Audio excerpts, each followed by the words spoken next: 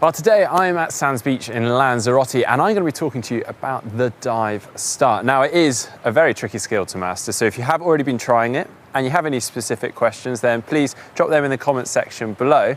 But for now, I'm going to be explaining and showing you how to do the dive start into the swimming pool and also going into the dive start for a triathlon.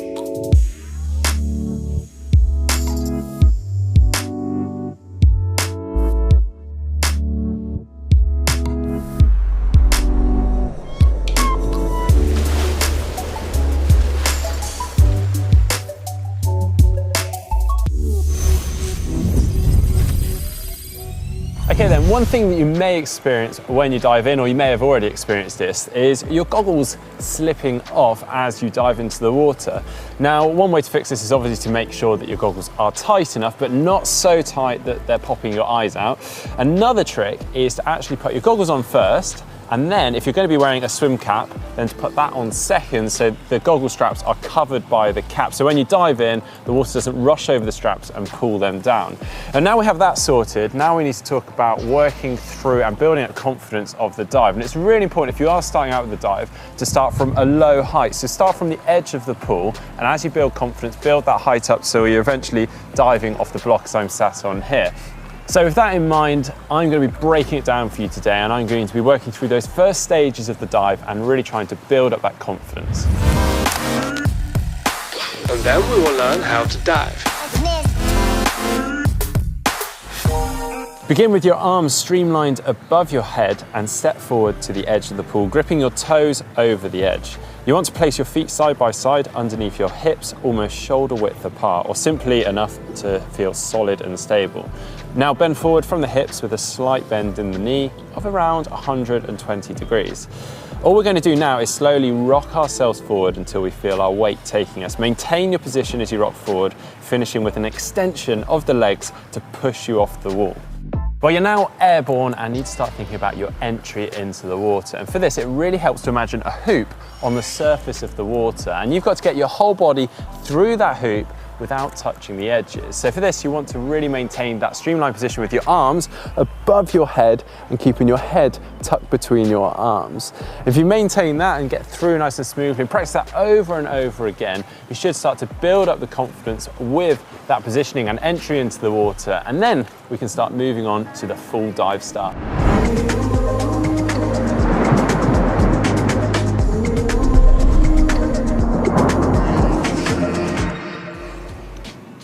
Right then, there are a couple of different dive start positions to consider. So one of them is to have your feet side by side, toes gripped over the edge, with your feet underneath your hips, almost shoulder width apart, so you feel nice and solid and stable in that position. And then with your hands, you can come down either between your feet, normally one hand on top of the other, or another that you'll see a lot of people doing is having their hands on either side of their feet.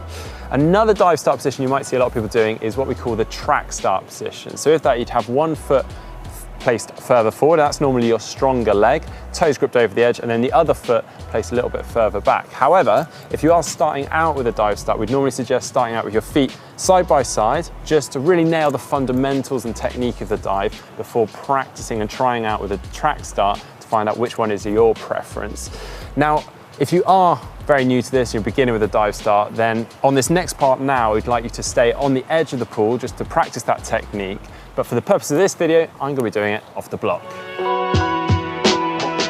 So as suggested, we're starting with the traditional dive start with our feet side by side. Set yourself up on the edge, toes gripped over, hands between the feet or to either side. Now this time, we're going to bring our head right down, almost as if we're trying to tuck our head between our arms and looking back through the legs. To start the dive, you should gradually rock yourself forward exactly as we showed before. As you feel your weight going, begin to lift your arms and head in sync. As we did previously, you should then extend your legs to push off the side. Make sure your arms are almost in line with your back, ready to break the water in a nice streamlined position. Now for some people the dive might be absolutely fine, but it's the entry and all the other stuff after that that really goes to pot. One of those might be what we call the belly flop. So what happens here is you're more or less just diving too flat and you literally just flop your belly into the water. So to eliminate that, you want to dive with a little bit more of an arch into the dive. So going up, coming down, entry with the hands first, and the rest of the body follows the hands cleanly into the water. Imagine that hoop that we were discussing earlier, everything's got to go through that hoop. Another issue might be that you're diving too deep. So you're literally just cleaning the bottom of the pool with your face. And this is more or less the polar opposite. So you're just diving too high, going up and then coming straight down into the water. Or you're not lifting your arms up enough when you come off the block. To eliminate that, then you can also just tilt the hands up ever so slightly as you do enter the water, and that will just lift you back up to the surface. Well, that leads us nicely onto the underwater phase of the dive. And as I've mentioned already, just these small adjustments of the hand can really change our direction when we're under the water. During the underwater phase, you want to make sure that you stay streamlined and your head tucked in throughout. Begin kicking with either a butterfly or a front crawl leg kick. For most, this may just be a handful of kicks. Elite swimmers will use close to the regulated 15 meters underwater, but just do what's comfortable. If you're a triathlete, however, you do not want to be underwater hugely long during a mass dive swim start. Now, as you begin to surface, you want to be starting that first stroke. This can take a little bit of practice to really get the timing. Ideally, try not to breathe for a couple of strokes so that you can hold your speed off of the dive. Okay, as promised, now for the track start. Now this is actually my preferred method for the dive start, as it translates quite nicely to the triathlon dive start, which I will be discussing in a moment. It's actually very similar to our traditional dive start position, we just got a slightly different foot positioning. Place your strongest leg forward with toes over the edge and your other foot at a preferred distance behind you. Hold your hands to either side of that front foot and then drive forward and push with both feet, making sure you bring your feet together whilst in the air, and then the rest of the dive is the same. Okay, so how is the track start useful for triathlon? Well, let me explain. So in a triathlon dive start, they'll call you forward to a line that's just a fraction behind the actual start line. They'll hold you there for a second, they'll say something along the lines of take your marks, and at that point you'll move forward onto the actual start line, and a fraction later you're away. Now if you were to do the traditional dive start where you move both your feet forward onto that start line, that obviously takes a little bit longer.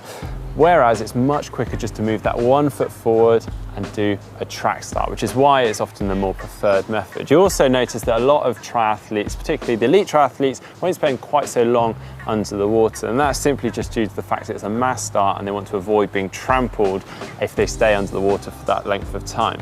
Now that is the dive start. I hope you've enjoyed this video today. It is a really tricky skill to get your head around, so just practice it over and over again and really build that confidence with it. If you like this video today, please hit that thumbs up button. If you'd like to see more from GTN, just click on the globe and subscribe. And obviously do let us know how you get on with the dive start in the comments section below.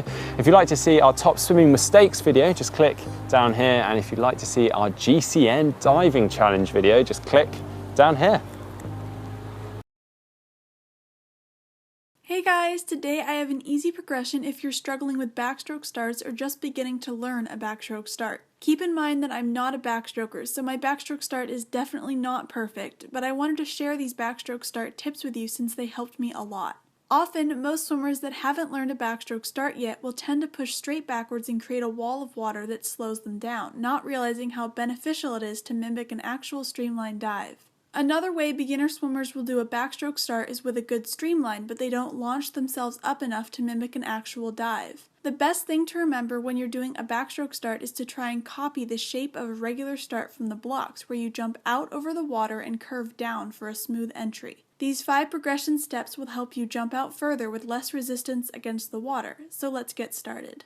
The first step is in the shallow end of the pool, so you can work on arching backwards in a tight streamline. With one foot high up on the wall and the other firmly planted on the floor, put your arms into a tight streamline. From there, lean backwards and down towards the water without pushing on the wall. As you lean further down, your feet will naturally leave the wall and you'll touch the bottom, remaining in your streamline. After I touched the bottom, I just flipped all the way back around, but you don't have to do this. Just make sure you arch backwards and touch the bottom in a tight streamline without pushing yourself off the wall. The second step uses the same technique, but this time you're not going to touch the bottom. Still with one foot high on the wall and the other firmly planted, arch back in a tight streamline and this time push yourself gently off the wall. Use a strong dolphin kick to level yourself before you hit the bottom. If you have trouble leveling off, don't worry. I have a video specifically on leveling off for backstroke starts coming soon. This step just helps you learn the feeling of a backstroke start without having to stress about leaping backwards. For the third step, we're going to move to the deep end, which is a lot safer to practice the back flip with both feet on the wall. This is very similar to the second step in the shallow end, but this time both of your feet are on the wall and you're going to throw your arms back into a streamline. Remember to look backwards in a tight streamline and really arch your back so you can flip all the way around. Make sure you flip on this step to help enforce an arched back as you leap backwards. If you have trouble flipping all the way around, you either aren't arching enough or you need more momentum, which the next step will help with. The fourth step is working on getting height and distance from the block handles. This step works best when you have your toes over the edge of the gutter so you can get a strong push off. Lift yourself high out of the water and launch backwards, trying to land on your butt. Don't try to lean back because this step is just focusing on getting distance off the start. Also make sure your arms don't spread out wide. Try to hold onto your legs as you enter the water. This step is by far my favorite and the most fun because you're just launching yourself backwards. The fifth and final step puts this all together with a full regular backstroke start. Make sure your feet are under the surface since it's illegal to do a backstroke start with your toes out of the water. As you lift up to take your mark, it's best to position your head upwards with your back straight instead of lowering your head or hunching over, which will make it a lot harder to arch backwards. As you push off, think about the arch during the back flip and leaping backwards from the last step. Use a few strong dolphin kicks to level off and start swimming. Thank you so much for watching this video. Let me know in the comments below if this progression helps your backstroke starts. Remember to give this video a big thumbs up and subscribe to see more videos. Bye!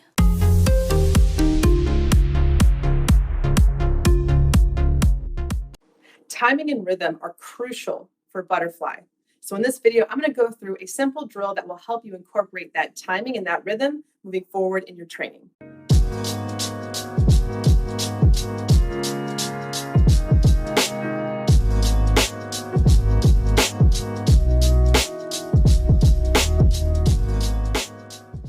Hey swimmers, welcome back to the Swim Bites channel. I'm Coach Mandy. In today's video, I'm going to be going through a simple drill that you can incorporate in your practice now to understand and learn butterfly from its foundation. Now, before I get into detail, if you're new to this channel, welcome and thank you for your support. If you're looking to stay connected for new content, features, and events, subscribe to our newsletter at swimbites.com. All right, swimmers, pay attention as I will go through a video breakdown to help you with your swim training. All right, so in this video, first I'm going to demonstrate a sculling technique that involves the butterfly kick. So that way you get to feel the water and just understand how your body reacts to the water as you go through this movement. I'm going to follow that with a demonstration of a single arm drill. And what I want you to see is notice how my arm lands in the water, which then dictates the rest of the movement. So you really want to feel that energy moving forward.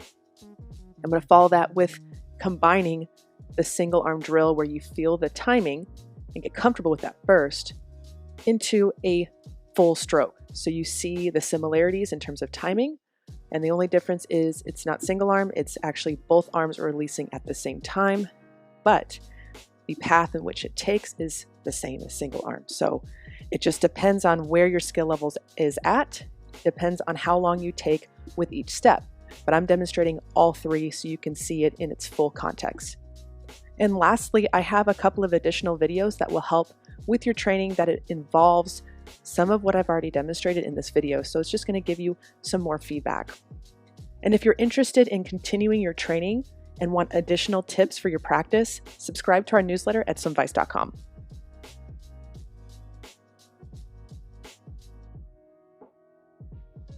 All right, so in this first demonstration, I'm going to have my arms about shoulder width apart, just moving inward and outward, feeling the water moving forward. And I'm just pressing my chest down, then my hips followed by my feet. So you're just creating this continuous wave, and I'm just taking a breath here and there. But this way you get a feel of the water first without having to move your arms.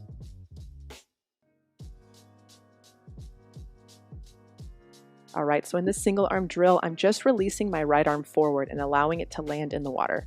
And then I go ahead and just alternate to the other arm just so you see it. But you just stay on one side and you feel how the arm landing in creates that continuous wave as you saw when I was sculling my arms.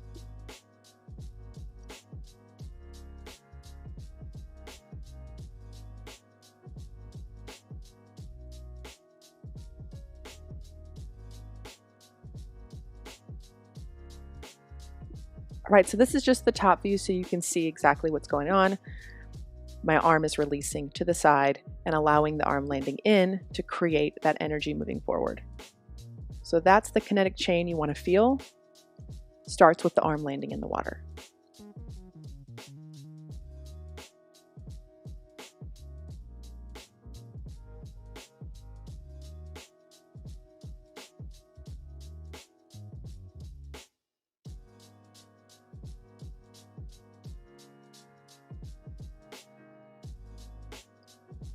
All right, so here's combining both a single arm on one side, single arm on the other, combining it with a full stroke.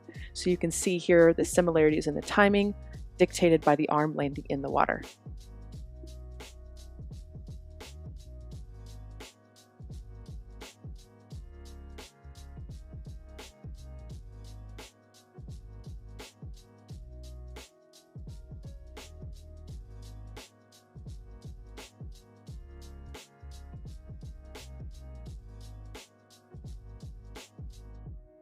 All right, so here's the underwater view of the same combination. So you see how it looks in full stroke translated from that single arm drill.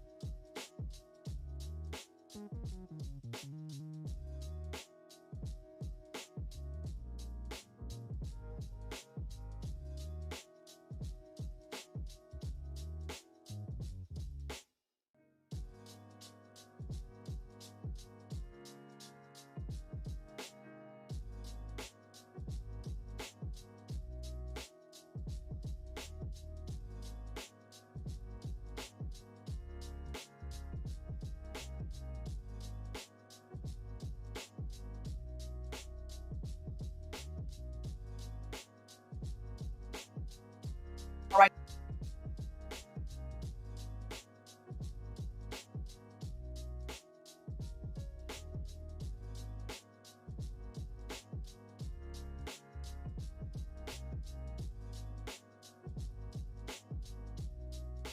All right, swimmers, I hope you enjoyed today's video. And if you have any questions about this particular drill, drop a comment below and I will be sure to answer them as soon as I can. All right, swimmers, if you like this video, give it a thumbs up, share it with your friends, and click the links below in the description to help with your training.